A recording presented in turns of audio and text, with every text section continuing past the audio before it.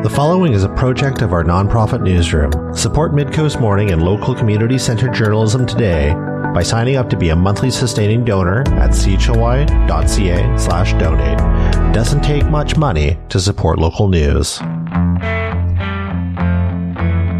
Hello and welcome to Midcoast Morning. I'm Joe Pugh.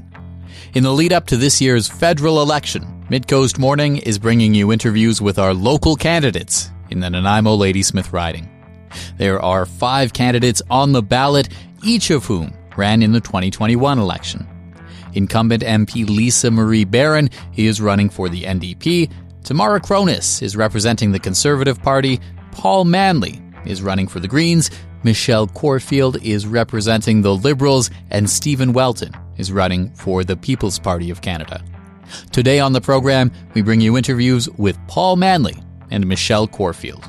We begin with Paul Manly, representing the Green Party, who served as Nanaimo's MP from 2019 to 2021. I am joined in the CHLY studio by Paul Manly. Could you tell me what made you decide to run? You've been the MP before. What made you decide to throw your hat in the ring this time? Well, first of all, thanks for having me on the show, Joe. I appreciate it. And I appreciate what CHLY does for this community.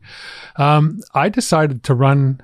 I had a lot of unfinished work that I was doing as an MP that I wanted to continue to do. Part of that was working with the local First Nations on Indigenous protected and conserved areas. I brought the 4 local First Nations together, Liaxin, Snaminas, Nanaimo, and Snanawis, to talk about what we do about the ENN land grant in this region, 8,000 square kilometers of land that was privatized for BC to join Confederation. So we have very little land that's set aside for protecting biodiversity, for parks and conservation areas, and Indigenous-led conservation areas is how we can get some of those changes made. And that was unfinished business. I was really kind of fired up by Donald Trump. My area of expertise is international trade and investment. I've got a degree in global studies, but I've done a lot of focus on trade agreements. I'm kind of nerdy that way. I've read the NAFTA agreement. I've read the Comprehensive Economic Trade Agreement with the European Union, the TPP, the Trans-Pacific Partnership. And I was in the debates when we upgraded NAFTA, the North American Free Trade Agreement, to the CUSMA agreement, the Canada, US, Mexico agreement, and pushed really hard to make sure that there was a fair trade agreement. So we got rid of Chapter 11 in NAFTA, which are the provisions that allow corporations to sue, foreign corporations to sue our government for financial compensation when our laws and policies get in the way of their profitability. So those laws and policies could be good legislation, regulations in the interests of working people, consumer standards, or environmental standards. And we fought hard to get rid of that in the upgrade to CUSMA. We fought hard to make sure that agreement respected workers' rights, consumer standards, and environmental standards. And I was just part of that team. I got shout outs from the trade minister and the deputy prime minister for the work that I did around making sure that Donald Trump understood what we export here from Nanaimo Forest Products, from Harmac. We export a specialized paper that's used for personal protective equipment, for gowns. And it's the source of it for the United States. And back when he was doing tariffs, then we really pushed hard on that. And I think we need to have some very progressive voices in the House of Commons to deal with Donald Trump and to do it in a way that doesn't affect Canadians and Canadian consumers. So I would be pushing for export tariffs on the things that the Americans need. So critical minerals, uranium,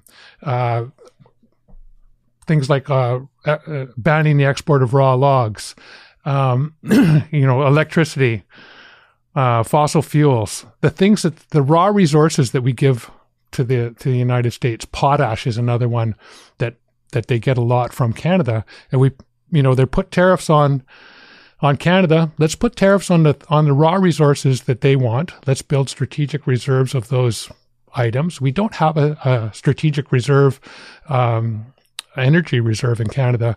People would be surprised by that, but we're one of the only countries in the Organization of Economic Developed States, the OECD, that does not have a strategic petroleum reserve. The United States has one. Every country in the G20 pretty much has one, but we don't have strategic reserves of our own natural resources. We also export a lot of raw logs from this region. And I've been talking about this for decades. We got to stop doing that. We exported, I think in 2023, 2.7 million cubic meters. We've had as much as 6.5 million cubic meters of raw logs leave our coast. And those raw logs should be used, Canadian trees with Canadian workers and Canadian mills, building Canadian lumber for Canadian homes and Canadian products. And that's one of the things I think we need to negotiate with Donald Trump from a position of strength. And so we break down our internal trade barriers and work towards making sure that we can push back on a fair trade agreement with him. So if those are some of your priorities, let's say you win the seat in Nanaimo-Ladysmith and projections elsewhere hold, you're looking at being in a party with maybe 1, 2, or 3 MPs, maybe not official party status. How are you able to achieve some of those things if that happens? Well, in the legislature, in the House of Commons, I was always a very respectful person. So I got things done by... I don't heckle. I don't interrupt people when they speak. I don't call people names. I don't engage in any of the juvenile kind of repulsive behavior that you see in the House of Commons. And I managed to get a lot of things done because of that. So I got to the Conservatives to support amendments to the medical assistance in dying legislation. I had people from the disability community approach me and say that they wanted better protections for medical assistance in dying with dignity. And I brought those amendments forward. They were recommended by Inclusion BC, and I got the Conservatives to support 5 of them. I got the Bloc and the NDP and the Liberals to support 2 of them. I got changes to the Broadcasting Act that make CHLY part of the Broadcasting Act now for the first time. The community element is recognized in the Broadcasting Act. I had 24 amendments to that bill. I had good meetings with the minister. 12 of my amendments were supported by the Liberals, the NDP, and the Bloc, and they all passed. And when that legislation died, my amendments came back in the new legislation. I pushed for changes to long-term care. I was pushing for those changes before COVID happened. And then when COVID happened, I was saying, like, this is what I've been talking about. These are the reasons why we need to get foreign influence out of the long-term care facilities. These are not profit-making centers. We are not here to warehouse seniors. And sure enough, wherever seniors were warehoused, that's where they were dying. And so the Liberals adopted a bunch of my changes. I got them costed by the Parliamentary Budget Office and put forward good proposals. We have the Green Party's fought for things like guaranteed livable income. When I first was proposing that when I ran in 2015, I was trolled by the NDP and harassed about it. They were saying that this is some kind of right-wing plan, guaranteed livable income, universal basic income. Guess what? It's now NDP policy. And Corinna Gold, when she was running for the leadership of the Liberal Party, was also proposing this. So we propose good ideas. We do our research. We back it up with facts and evidence. And then we just push for those things. One of the other issues, 2 other issues that I'm really working on, and I've been working on in this community, are healthcare and affordable housing. So we used to have infrastructure funding from the federal government in the 1960s for our healthcare system. They stopped doing that. I think that they should go back to doing that. We have a $15 to $30 billion deficit just in maintenance in our hospital system. 50% of our hospitals in Canada are older than 50 years old. And our hospital here is, 65 years old now. And, we need a major update to it. And where the money is supposed to come from that, we need to spend like $1.7 billion. And right now the formula is that 40% of that comes from property taxes from people living in the regional district of Nanaimo. That's a lot of money for 185,000 people to be paying for an updated hospital, which is a tertiary hospital for the whole middle of the island, the northern half of the island, really, north of the Malahat. So I'll be pushing for that. Our hospital runs at 140% capacity. We have 20,000 people that don't have family doctors in this community. And one of the young people that worked at my shelter could not find a doctor to help her with an issue that she was facing, an infection, and she was misdiagnosed and died because of it. She went to the emergency ward. Our emergency ward is one of the busiest emergency wards in British Columbia. And that's just not acceptable. In the 1980s, the governments of the day, the conservative governments of Mulroney, and then in the 90s, the liberal governments, and then Harper in the 20s, the 2000s, they all cut taxes and they cut programs. So we used to put money into affordable housing and co-ops. From World War II all the way up into the early 80s, all those programs were cut, and we're seeing the consequences of that now. So we haven't had the kind of federal investment in affordable housing, and we don't have the social infrastructure in our communities. And so I ran a shelter here, the Unitarian Shelter, for 2.5 years. And we saw people come to our door who had mental health challenges and addiction challenges, and sometimes addiction and mental health challenges. But we saw a lot of people come to the door who were just low-wage workers, students, people with disabilities, and seniors. Far too many seniors who had lost their home because they thought that they could retire in this community renting. And we've seen huge growth in this region. We're one of the fastest growing regions in Canada. And a lot of people are losing their homes for no fault of their own.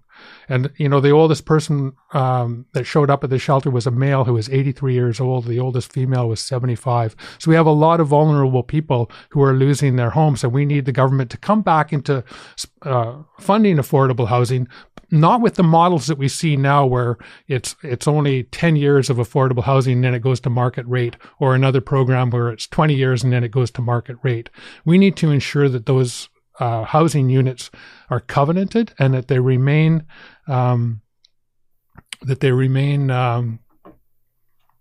affordable into the future. I want to ask you about the local race. I've got here in my hand the Elections Canada results from 2021. Same candidates, same parties.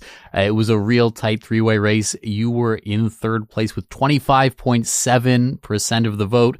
28.8 was the leader. We had an event at White Rabbit Cafe last week. We talked to a number of people, and something lots of people brought up was concern about the first past the post system, worries about maybe voting for a candidate who doesn't come in first or second place. What would you say to people in Nanaimo-Ladysmith who hear this could be a four-way race and they're really concerned about not wanting to feel like their vote has gone to waste? Why should they trust you with it? Well, we've had four-way races in this riding for a decade now. In 2019, I got 37% of the vote. In 2021, we were having problems with leadership and the leadership of the party infighting. That was no fault of my own, but it didn't help my re-election. I only lost by 2,200 votes. So that's what separated me. I came third, but I lost by 2,200 votes. And that's how close it was. In this race, we've done polling. We've seen what 338 has to say, and I'm second. And I've been running a solid second, all along. We've had polling done by a professional polling firm, Oracle Poll Research. Their number of their calling random numbers, phone, landlines, and cell numbers, 600 people. The national polls are 1,200 to 1,500 people. You see some different ones that go up to 3,000 for nanos, but that's a very accurate poll to have 600 people polled. People criticize it because we commissioned it, but it's a professional polling firm and they're not going to fool around. If it was incorrect or if it was didn't meet the standards, then they could complain to Election Canada and we would be in trouble for it. But we've done everything we're supposed to do on that. In terms of the first past the post system, 2015, the Liberals promised that was going to be the last first past the post election. And they broke that promise. In 2021, the NDP had a confidence and supply agreement with the Liberals because they held the balance of power. They had real power to get things done. And they could have changed our electoral system as part of that agreement. But they didn't do that. They didn't mention climate change in that agreement either. They didn't mention fair taxation in that agreement. It was actually squandered opportunity. They could have done a lot better with that confidence and supply agreement, and actually made it conditional as they went along with each confidence vote, to ensure that they were pushing harder instead of just writing one agreement that was good for a full 4 years. I mean, Stephen Harper laughs about that. He wishes he had somebody that an opposition that was that lenient on him when he had a minority government. So it's a squandered opportunity, and it's unfortunate. We should have proportional representation. We should have proportional representation in British Columbia. And it actually just goes to show that the NDP doesn't actually support it, because when we had a referendum here, the question was convoluted, and elite members of the NDP, like Bill Thielman and Mosa Hoda, came out and campaigned against it. So if, we need electoral reform. We should be, doing a similar kind of system that many European countries do. Not Italy, not Israel, but Germany or New Zealand or Australia. The countries that have good PR systems. We should be adopting that, and then we wouldn't have this nonsense about splitting the vote. Paul Manly, thank you so much for coming on down to the studio. All right. Paul Manly is running for the Green Party in Nanaimo-Ladysmith in this year's federal election. Midcoast Morning is made possible by the Community Radio Fund of Canada and generous listeners like you. With your support, we can expand Midcoast Morning from 2 to 3 original programs per week to cover local news, current affairs, and arts and culture. Today on the program, we're bringing you interviews with 2 of the candidates in our Nanaimo-Ladysmith riding in this year's federal election. Representing the Liberal Party is Michelle Corfield. I am joined in the CHLY studio by Michelle Corfield. You're running for the Liberal Party. Can you tell me why you decided to run again in this race? I decided to run again because we had a new leader. So I look at him as a new coach. Mark Carney brought a new sense of what it means to be Canadian and what it means to stand up for Canadian rights, and especially the charter rights that we have. So I'm excited on many levels, and he aligns with my thinking and my ideas. And I thought that if there was a better time in the world to run, it was right now. So yeah. What are the things that you feel are the most important issues in this election campaign? In this election campaign, we have some serious sovereignty issues. And sovereignty for Canadians, I think, has been taken for granted for many, many years. People don't think about it. They don't work in it. So it's not at their everyday. But as soon as we started seeing tariff prices increase, we've seen a lot of action down south, I think Canadians got a little bit of a wake-up call of what it means to be Canadian and what it means to hold a Canadian passport. And that passport is actually your rights. It's your right to stand up proud and tall as a Canadian and fight for the things that have been fought for us for hundreds of years now. So really a lot of what put me behind Carney was fighting for Canada. As a treaty negotiator, I've been working in this field, trying to get First Nations sovereignty recognized. And at this point in time, it was an immediate, my gosh, our country, the one that I think we can negotiate best in, and that we are in a good position to have a real conversation about as First Nations people, Indigenous people, was being threatened. And the livelihood of everybody on Vancouver Island was being threatened, especially north of the Malahat, when everything that happens in Nanaimo is as a result of the forest industry. And I think we've taken that for granted again. We've created all these barriers with all kinds of legislation and regulation at the provincial level that's blocking, and then we have the federal tariff system. So we have to find ways to make this work for everyone. And if our forest industry is threatened, the economy of Vancouver Island is threatened. And I don't think people understand that if you go to a grocery store, you can thank the forest industry because that's really the fuel behind it, our renewable resource. And as an Indigenous person, I understand that probably more deeply than most because I've spent the last 32 years trying to create that space for all of us to coexist in harmonious ways. If you get elected, do you have any particular actionable items you would want to achieve in your term? Are there things you've thought about, like this is the kind of thing I would be willing to make a private member's bill about, for example?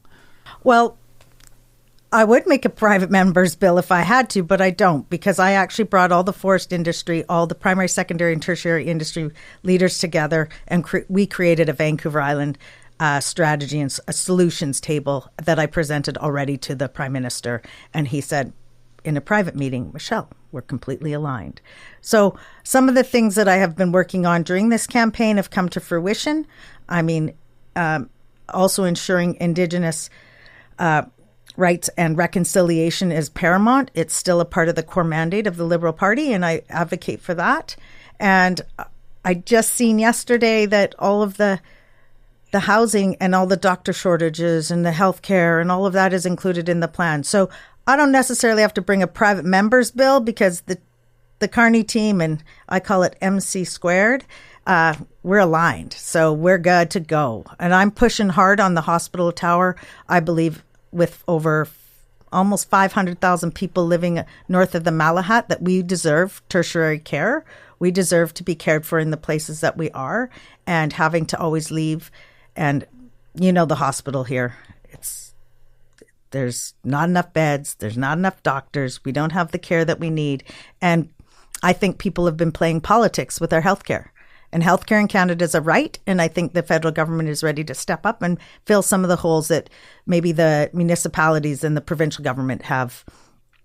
And we can all work together to make this dream a reality. People have been talking about the fact that Nanaimo-Ladysmith as a riding, it seems like it is a very close race. It could go any one of a number of different ways. I've got here on this piece of paper the results from the 2021 federal election. 3 candidates really close with 28.8, 27.1, 25.7% of the vote. You ran in that election. In fact, all of the candidates have run. Again, it's the same candidates. You were in 4th place at 13.5% of the vote. How do you convince people that you're going to be able to leapfrog 3 candidates in this race?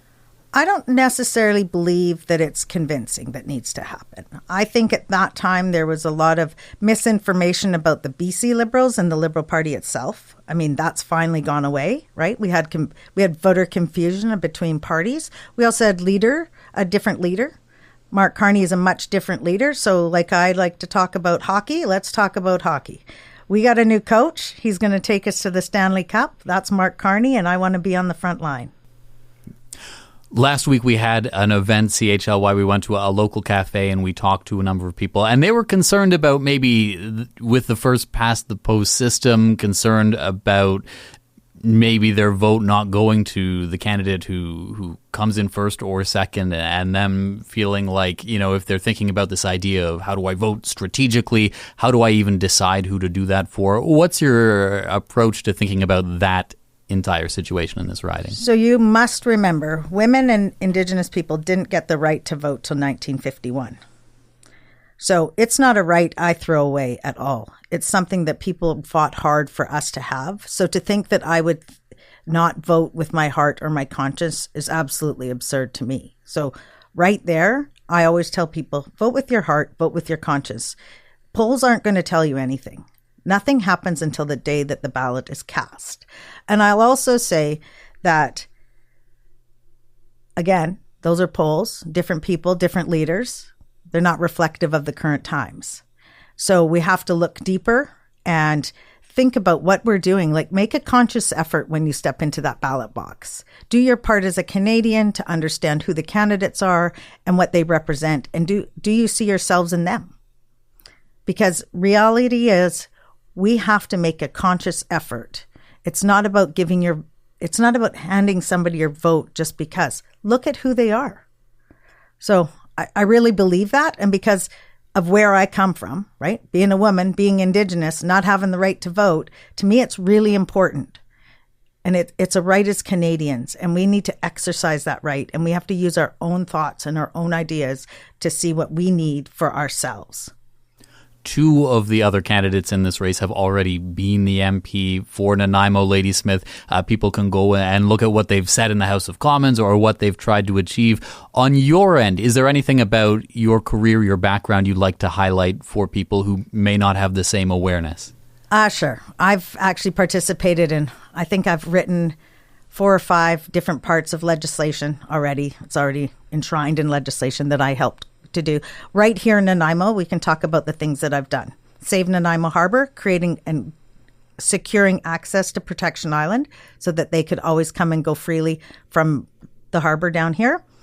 Port of Nanaimo expansion, you've got the $200 million Duke Point expansion, of which $50 million I was the advocate for to get that going. You see the Nanaimo stuff. I've really worked hard behind the scenes to ensure that Nanaimo was the reconciliation components of what they were trying to achieve within the federal government are done. I worked hard on the Indigenous loan forgiveness program that you've seen Mark Carney just double, because most people don't know that First Nations actually can't borrow money against their land and they can't borrow money against their homes. So when we want them to be equal partners in economics, they don't even have a leg up.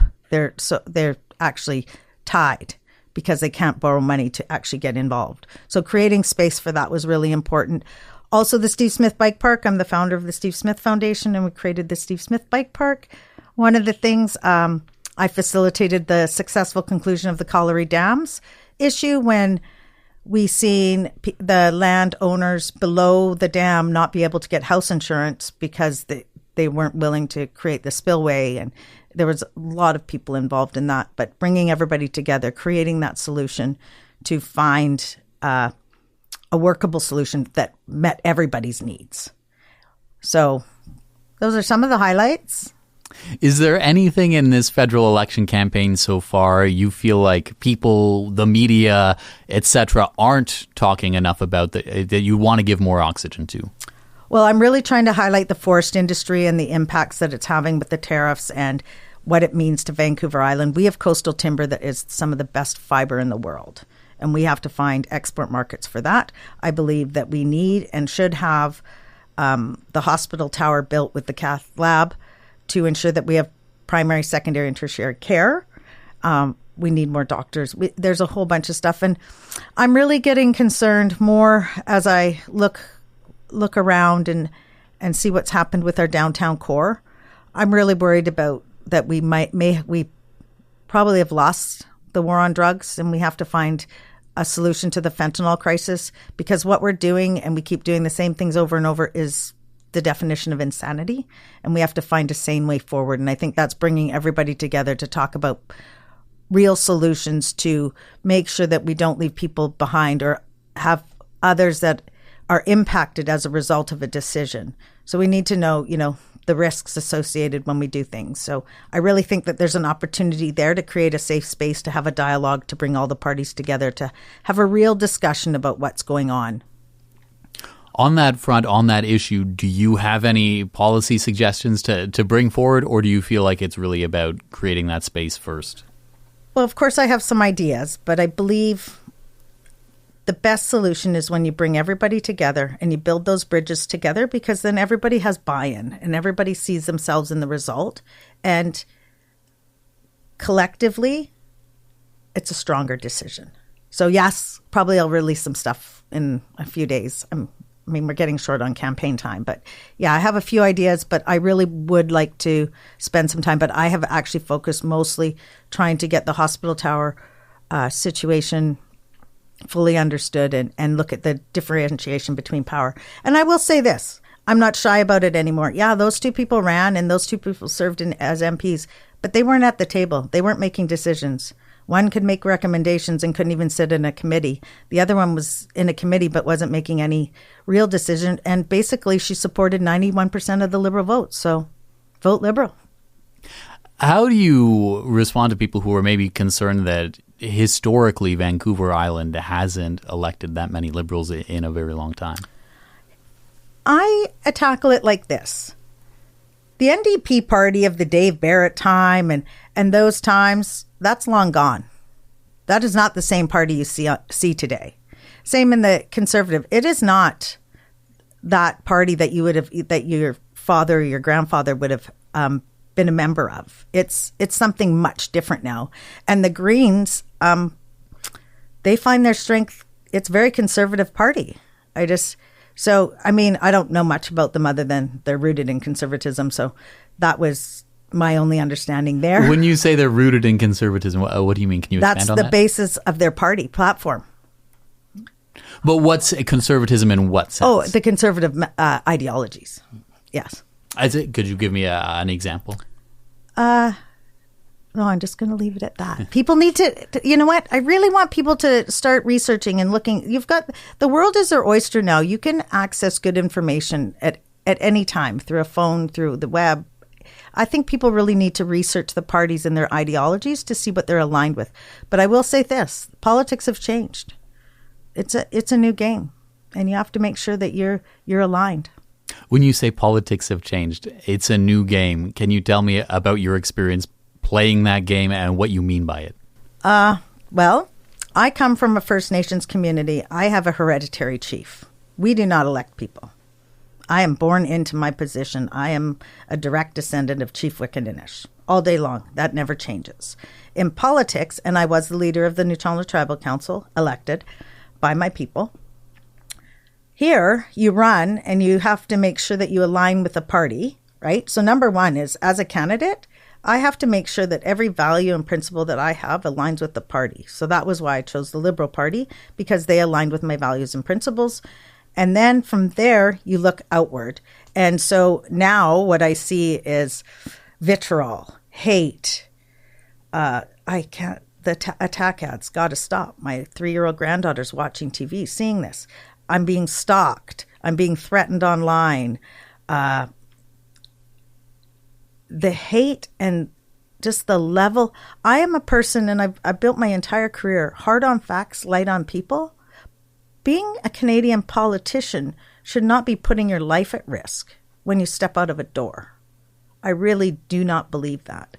And I'm still standing here and I'm still fighting for that because I believe in it. I believe in it as a Canadian that everybody has the right to get on a ballot. I shouldn't be screamed at in auditoriums, get off the ballot. I'm an Indigenous woman. That just reeks to me of hate and vitriol. So I'm trying to be the role model that I expect and I have lived my life being. I'm trying to continue to be in that same space and role model hard on facts, light on people. Michelle Corfield, thank you so much for coming down to the CHLY studio. Thank you for having me. Chew, clicko. Michelle Corfield is the Liberal candidate in the Nanaimo-Ladysmith Riding. During that interview, Corfield said that women and Indigenous people didn't get the right to vote until 1951. That year, changes to the Indian Act were made which allowed Indigenous women the ability to vote in band council elections, which they had previously been unable to do. It wasn't until 1960 that Indigenous people were able to vote in federal elections without the need to relinquish their status and treaty rights. Women were granted the right to vote in federal elections in 1918, though First Nations women would need to give up their status and treaty rights to do so prior to 1960. Next time, we'll continue to bring you conversations with local candidates with Lisa Marie Barron, confirmed for an interview. Election Day is Monday, April 28th. That's our show for the day. I'm Joe Pugh, host and producer of Midcoast Morning. Jesse Woodward is our executive producer, and Arby Frew is our technical advisor. Our theme song is First One by local Nanaimo band Waste Management. That's all for now. I'll catch you on another Midcoast Morning.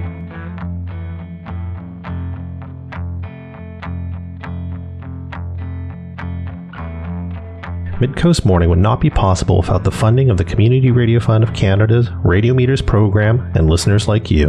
Midcoast Morning is a project of CHLY's nonprofit newsroom. Support nonprofit journalism in Nanaimo and on the Salish Sea today by becoming a monthly sustaining donor at $5 or more per month. Support the program at chly.ca/donate. This program acknowledges and gives thanks to the Nanaimo First Nation as we broadcast and podcast from their traditional territory.